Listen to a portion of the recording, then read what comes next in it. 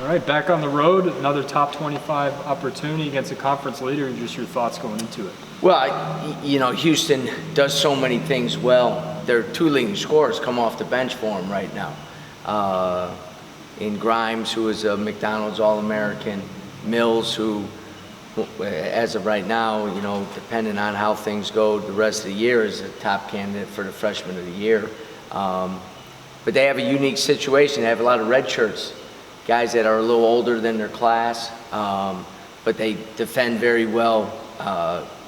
#1 rebounding team in the country. So we have to do a great job on the glass. We're going to have to really, really tighten up our blockouts and our cutouts, those around the basket, those on the perimeter. UConn gave them a great game yesterday.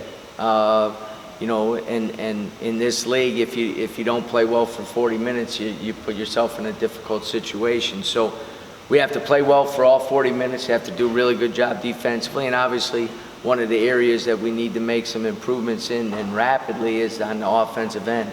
And we're going to be tested in that against one of the best defenses in the country.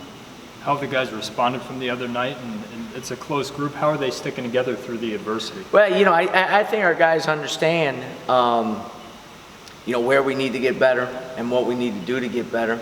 I think we were asked at the end of that game, is it fixable? There's a lot of things that are fixable. Offensive movement, sharing the ball.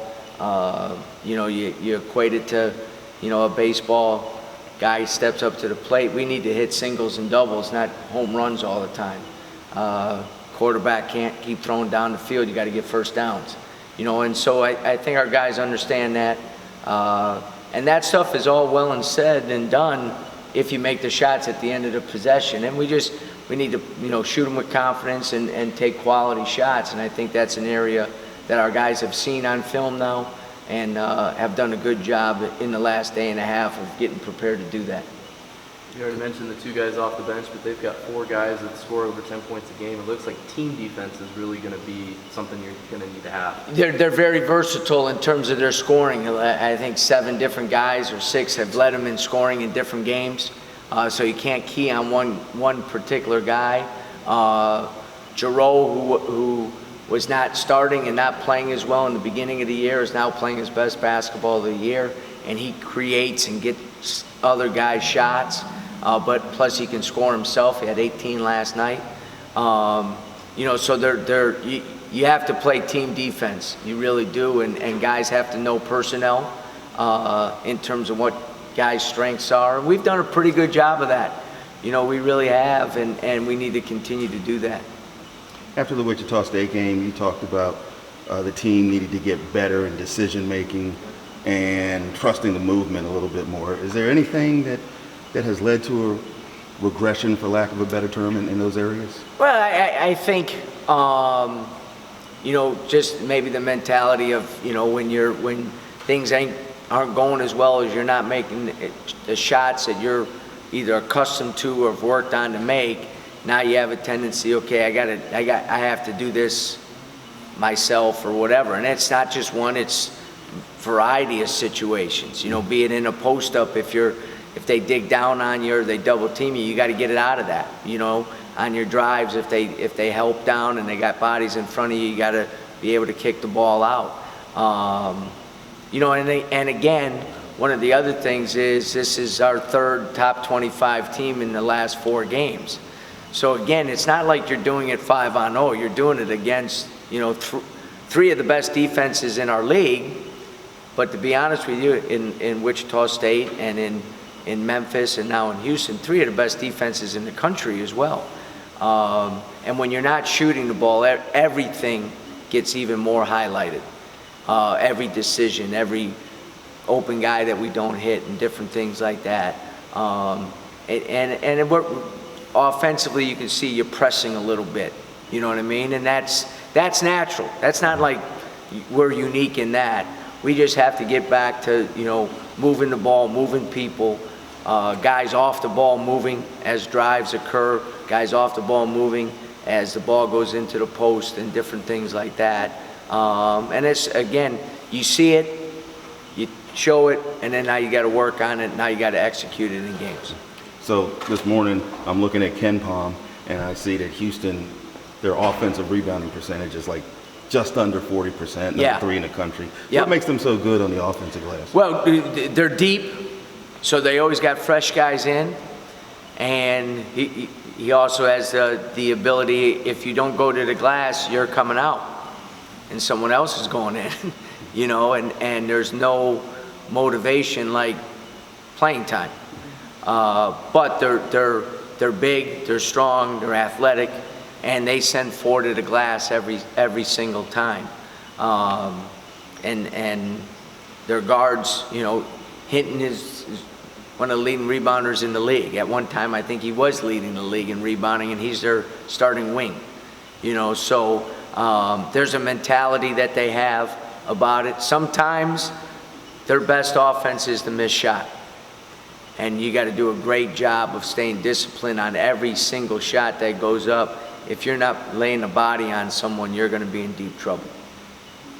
This week you get to sport sneakers on the sidelines for Coaches versus Cancer. How important is that initiative for your staff to participate in? It's very important because as a national group, the National Association of Basketball Coaches have paired with the American Cancer Society, and over the years not only brought awareness, but have done an unbelievable job of raising money. The funds that the NABC in connection with the American Cancer Society, the amount of money that has been raised has had a tremendous impact. And you know, the coaching profession is no different than any other profession. We're all touched and impacted on the negative side by cancer. And at the same time, you know, we felt many years ago that let's do something about it. And you've seen not only coaches, but obviously coaches, families, friends, people close to the programs that you coach at.